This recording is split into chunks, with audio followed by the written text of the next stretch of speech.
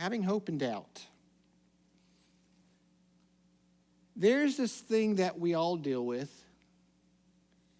that is doubt.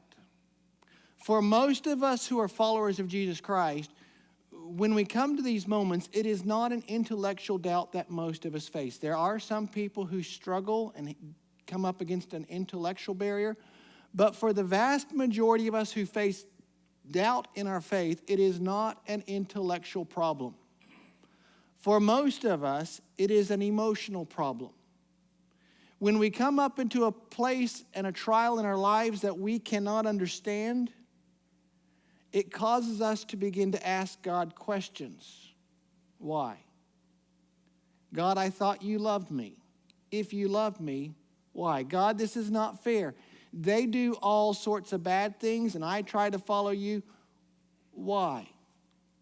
So the problems that we begin to face with the doubt that comes into our lives are not usually intellectual. They become more of an emotional question. In the middle of January, when I called my mom who lives in Iowa, I'm so thankful to live in Florida. However, come July, August, I got this other side of me that goes, what am I doing living in Florida? For the most part, I absolutely love our climate. However, I say this because, when July, August, September comes, there's this thing that we deal with called rain, humidity, heat. And I only bring this up because when you own a classic truck like I do, that's what you call anything. Holly looked it up this morning. Anything that's over 20 years old is a classic truck. I own a vintage classic truck. And whenever you own a vintage classic truck like I do, you realize there's these little few issues that sometimes just creep up on you that you just have to deal with. One of the things that I have on my truck is on the driver's side door, there's obviously, whenever it rains, the door just doesn't quite seal up 100%. And so you get these nice Florida downpours, and all of a sudden you get in and the carpet on your floor is a little bit damp. Now, it's not a big deal unless you leave that car door closed in the middle of the heat and humidity. And all of a sudden you go in after 2-3 days, and there's a nice aroma. You guys, you've been there. You know what it's like. That heat, that humidity, it begins to build up something that you kind of go, yeah, okay, I need to deal with this. If I was to totally leave my truck alone, because of this little issue, I would eventually get floorboards that would rust out.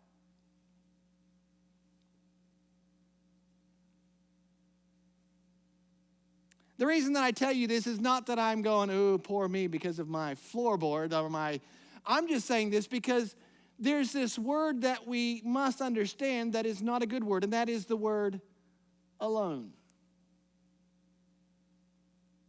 You see, the word alone is not just dangerous for my truck floorboards. The word alone is dangerous for our lives.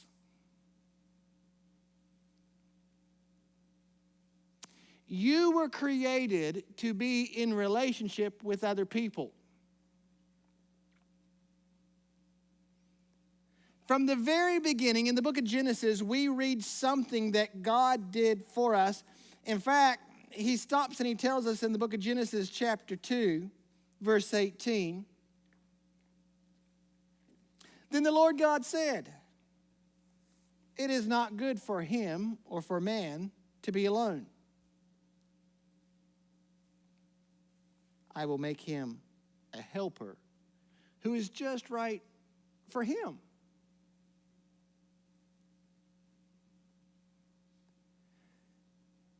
The problems that we begin to deal with, the doubt that begins to come up into our lives, we've been looking at over the last few weeks saying it can be a good thing.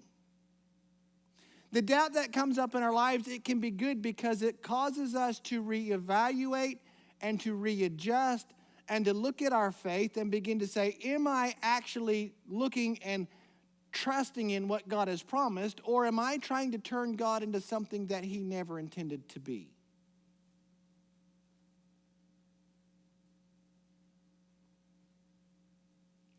The thing is that when we begin to talk about doing life alone, I know this. Many of us in this room are introverts by nature, aren't we? Some of you are, some of you aren't. But I am one of those people who by nature am naturally I'm just an introvert. I kind of like being alone. I'm the kind of person that, hey, if I can do it by myself, why would I call someone to help me? Okay, some of you guys know what I'm talking about. Why trust what someone else can do when I know I can already do it a ton better and I'd rather just my own company anyhow?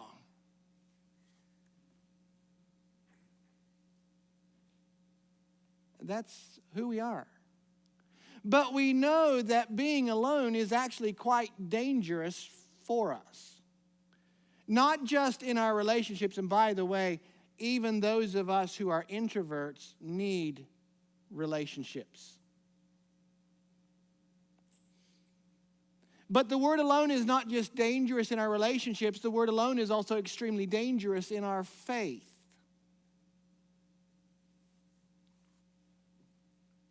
Last week we began to look at this idea about how Paul was talking to the Corinthian church.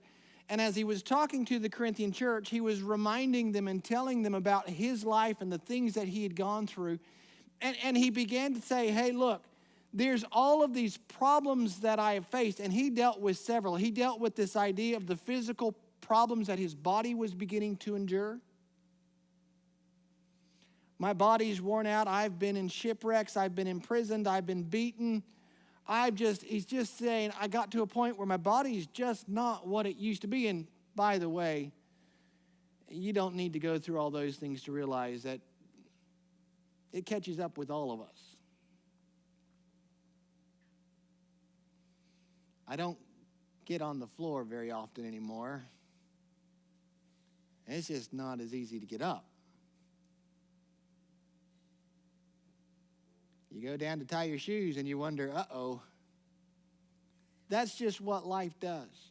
But Paul didn't just say, I'm not just physically hurt. And he began to say this, I've been going through some emotional struggles. And he began to say, I have the churches that I feel responsible for. And it's just this problems that I'm having to deal with time after time.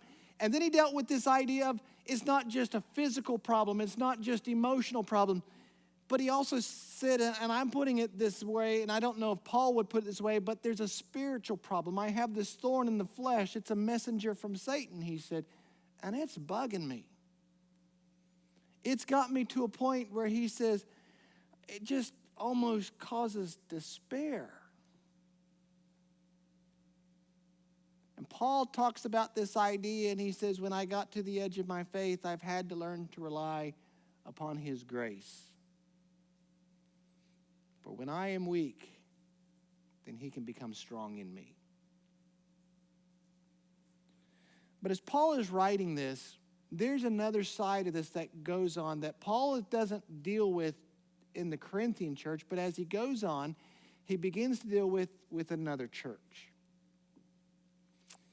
About 10 years later, after writing the book of Corinthians, Paul finds himself in a Roman prison. Now, technically, he's not in a Roman prison. He's actually under house arrest, but he's waiting for his trial in Rome.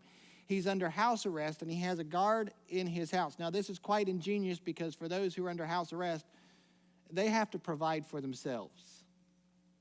They have to provide their own food. They have to provide their own house. And now they're just imprisoned in their own house that they're paying for.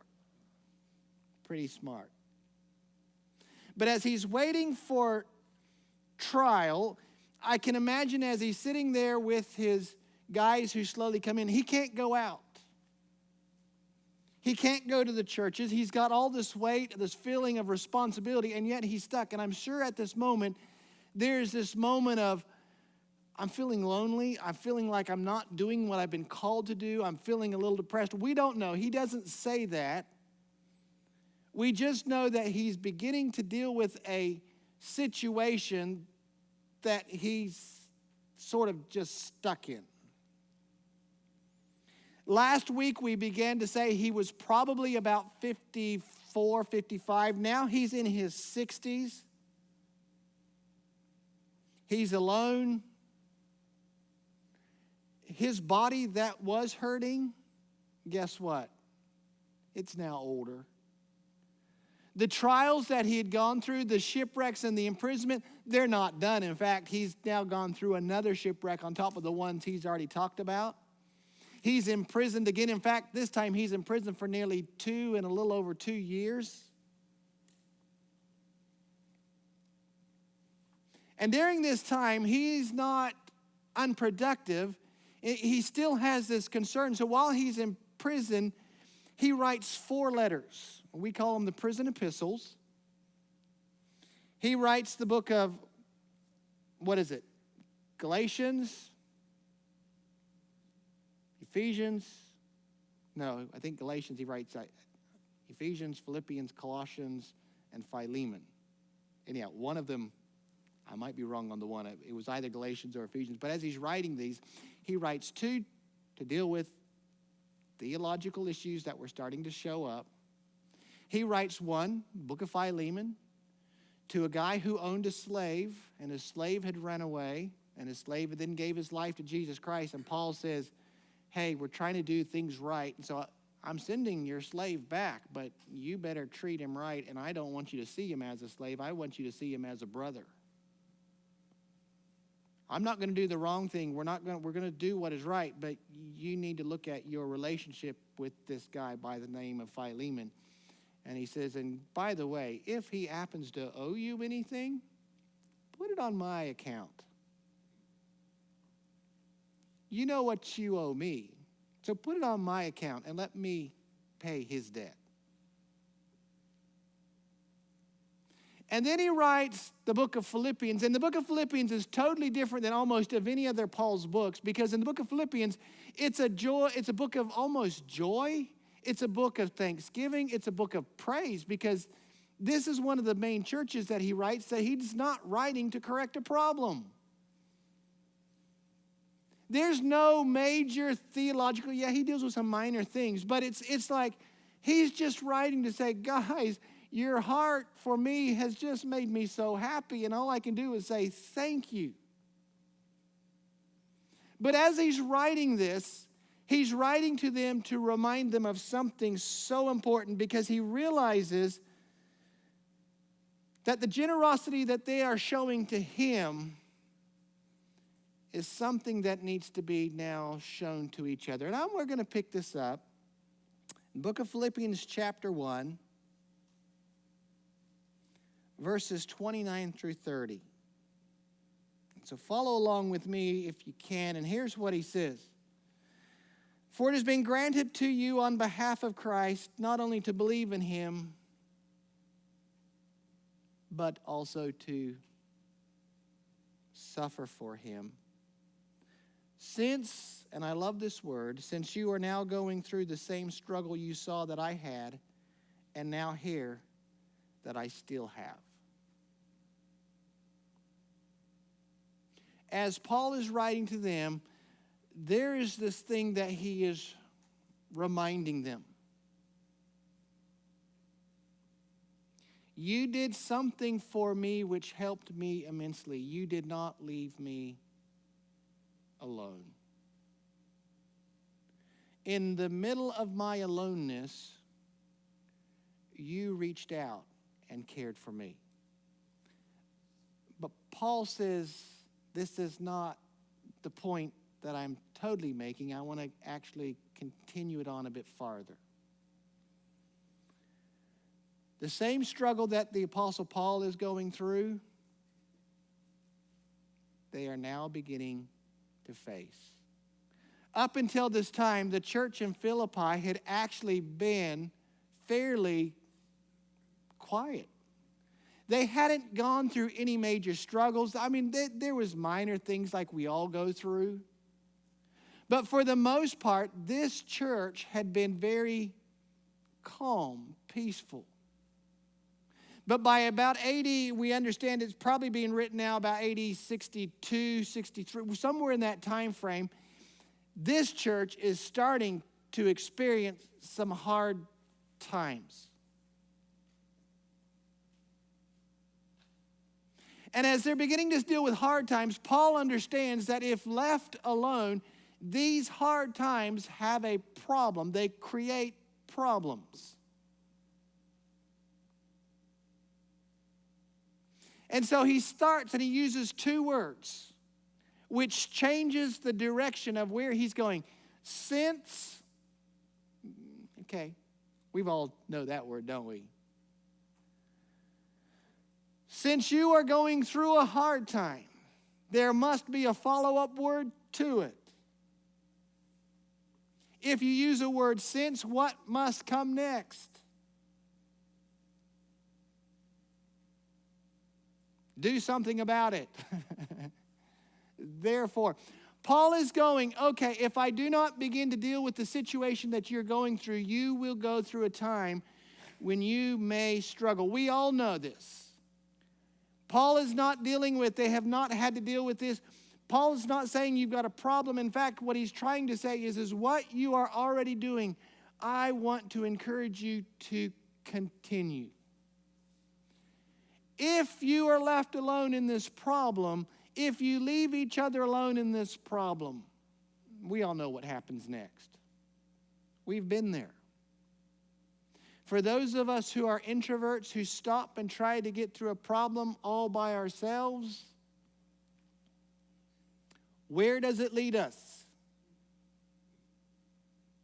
Exactly with that word, alone, discouraged, depressed. Many times it leads us to a place of doubt. So Paul was trying to deal with this and cut this off before they ever got there. And he says, I need you to deal with this. Since you are now going through a hard time, his next word is so important. And in Philippians 2, verse 1, the very next, so he ends chapter 1 with since. Now let's get to the point. Therefore, since, you got a sense, you must have a therefore. Therefore, if you have any encouragement from being united with Christ, if there's any comfort from his love, if there's any common sharing in the Spirit, if any tenderness and compassion, it's an interesting little word, isn't it? Therefore. Now, he hasn't told us what to do yet. He's just getting to the since, therefore. Now, before I get to the therefore, he says, let me just kind of ask you a question. We could reword these questions a little bit. And then he could have said this, since or therefore. Now, before we get to the therefore, have you found hope in the death and resurrection of Jesus Christ? Have you found that forgiveness that he's given brings comfort to your life? Have you found encouragement from each other? He's just asking questions. And the questions, he's not actually wanting an answer, because the answer is obviously, yes, we're grateful for what Jesus did for us on the cross. Yes, we find hope in the resurrection. Yes, we have something great to look forward to. He's not looking for an answer. What he's doing is saying, you guys know this because you've done it for me. You have found hope, you found encouragement, you found peace in what Christ has done for us.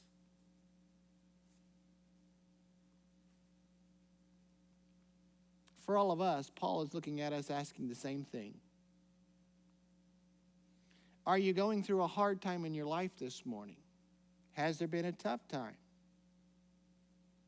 Since you are going through a hard time, since you are having to deal with this, then it's not a matter of God could take this away, and he doesn't. In fact, this is not even the issue. we've already kind of looked at the reality is we're going to go through hard times. He's already warned us of that. Since you're going through hard times, we know we have hope in the cross. We know we find grace in the fact of He provides comfort and help in our time of need. But there's one thing that is so important that He stops and reminds us that if we miss, we've missed something great. Now here He gets to the therefore. Verse 2. Then make my joy complete by being like-minded, having the same love, being one in spirit and of one mind. Do nothing out of selfish ambition or vain conceit. Rather, in humility, value others above yourself, not looking to your own interests, but each of you to the interests of the other. Since the hard times have come, what do we need to do? Paul says this: get your eyes off of your own problems. It's not about self-pity. It's not about looking at yourself saying, God, why is this? This is not fear. You allowed them to get that, and you're letting me go through this.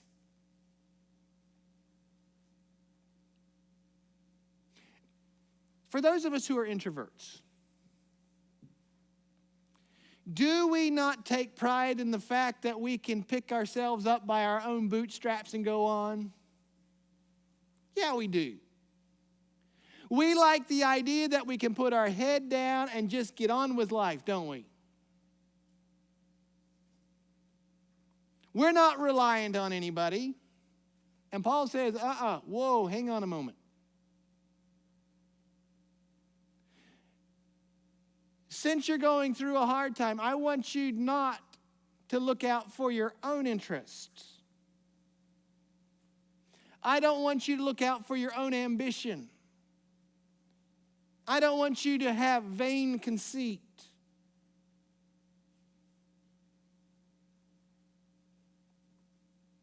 Instead,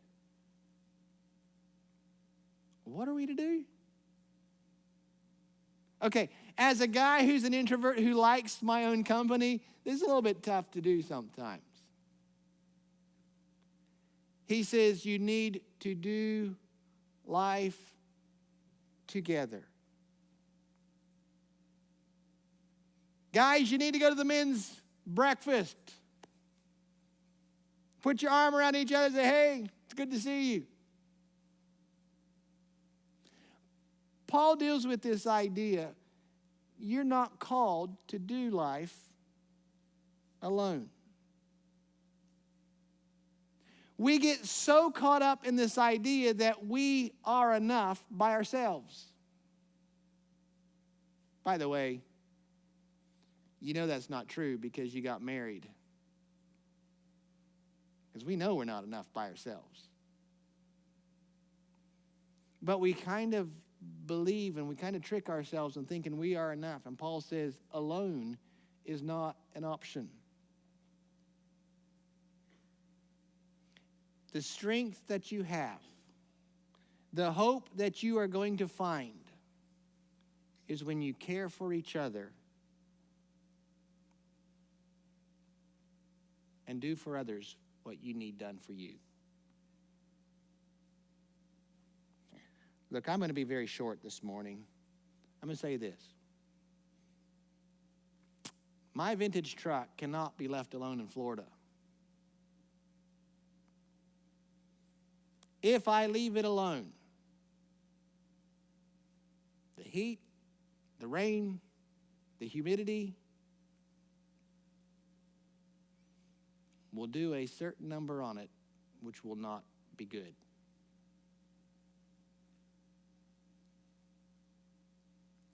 You cannot do life alone. Your faith needs others in it. If you choose to try to do your faith alone, the doubts that we all have become greater. The questions that remain unanswered become our focus. That sense of loneliness becomes overwhelming. The burden that we're trying to carry gets too heavy. The prayers that you're trying to pray feel inadequate. Paul knew that when things are tough, you need someone to walk with you.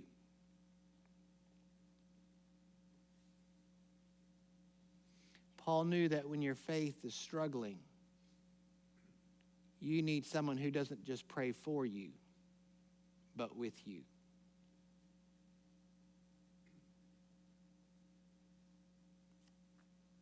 Can you be a Christian and not be in relationship with other people? Absolutely. I hear so many times, and I hear people say, yeah, Pastor, I don't need to be in church. I feel like I'm with God when and they fill in the blank.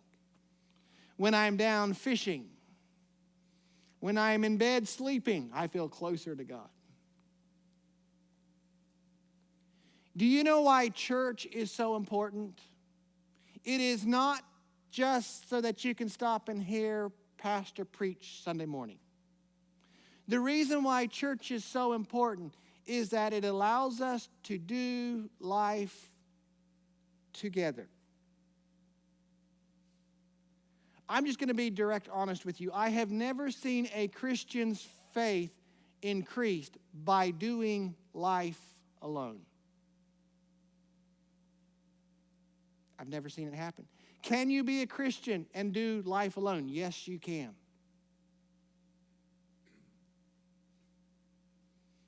But if you're going to make it through the hard times, if you're going to make it through the tough times, if you're going to deal with the doubts that we all face, you need to be with other followers of Jesus Christ. The hope that we can have when we get to the edge of our faith comes from the care of each other when we choose to do life together. Other followers of Jesus become the hope that we need when we find ourselves struggling. Let me also say the hope, or that you are the hope that someone else may have when they come to the edge of their faith. Alone, doubt thrives and gains a foothold in our life. But together, we can have a hope. Not that just a hope that allows us to survive, but a hope that allows us to thrive. Dear Heavenly Father,